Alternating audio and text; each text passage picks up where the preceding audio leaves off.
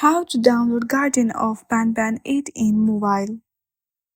For that, if you own iOS, then open App Store on your device. But if you have Android, then go through your Play Store. Once you open any of this, then on the searching bar, search for Garten of BanBan 8.